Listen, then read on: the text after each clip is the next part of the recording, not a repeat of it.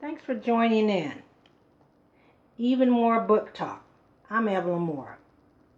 Zora Hurston and the Chinaberry Tree. Zora Hurston loved the Chinaberry tree. Her mother taught her to climb it, one branch at a time. From the tree she could see as far as the lake, as far as the horizon. Zora dreamed of fishing in the lake, catching bream and catfish in the moonlight. Zora dreamed of seeing the cities beyond the horizon, of living there one day. But only boys fished in the lake. Only men traveled to the cities. Zora watched with envy as the wagons rattled down the dusty roads.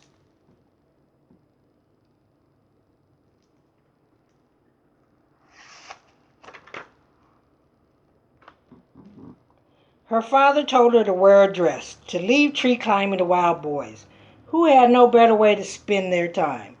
He told her to read the Bible every day, learn verses she could recite in Sunday school.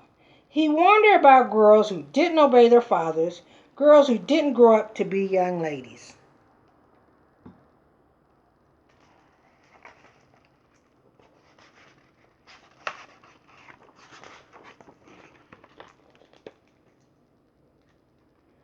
But Zora only listened to her mother. She taught Zora that everything had a voice. The trees and rushing wind, the stars in the midnight sky. She taught Zora that the world belonged to her, even the lake and far off horizon.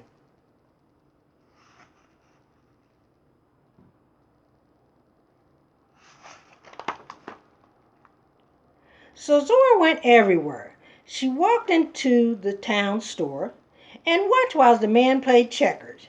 She asked questions and more questions until the men taught her how to play.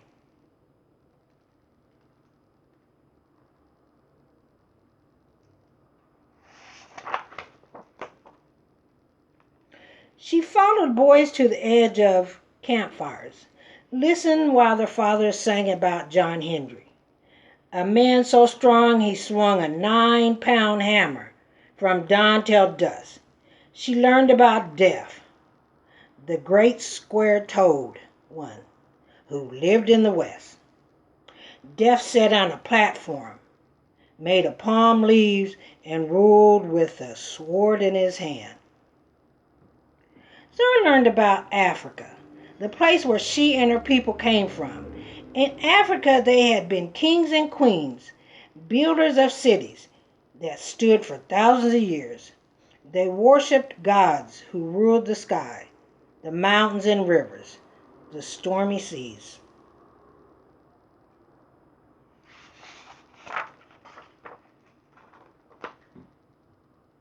One morning, Zora's mother didn't feel well. She told Zora not to worry, that soon she would be well again. She told Zora to go outside and play, to climb her favorite tree. But Zora couldn't play. She saw how tired her mother was. She saw the pain in her eyes. Day after day, Zora sat beside her mother's bed, telling her the stories she had heard beside the campfires. Her mother smiled and asked Zora to always remember what she had learned. Stories, she said, kept their people alive as long as they were told. Africa would live in their hearts. Zora promised to remember.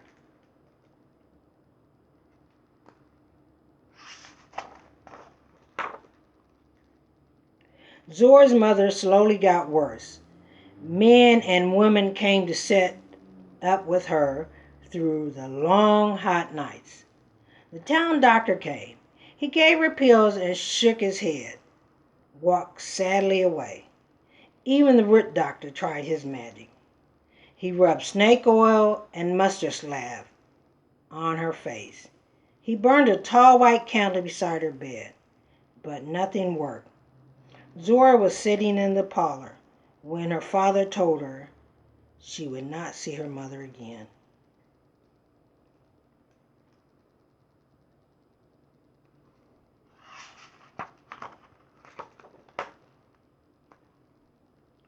Zora felt as if she had died.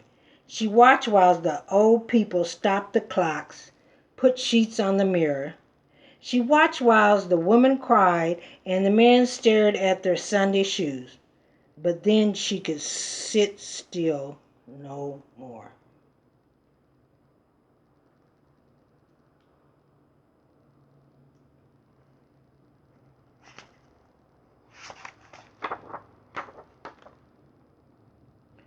Zora ran from the house, ran all the way to the Chinaberry tree.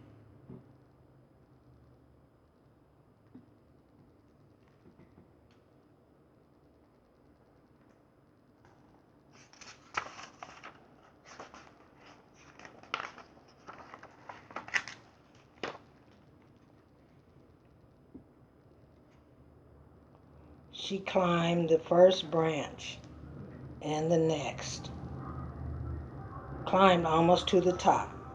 A sparrow sang to her in a voice like her mother's. The sparrow told her not to give up, to climb even higher.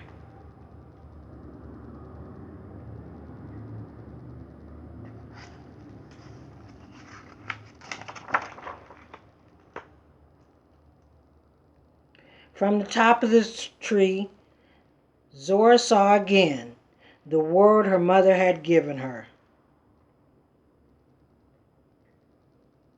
The lake filled with fish, the cities where she would tell people all she had learned beside the campfires.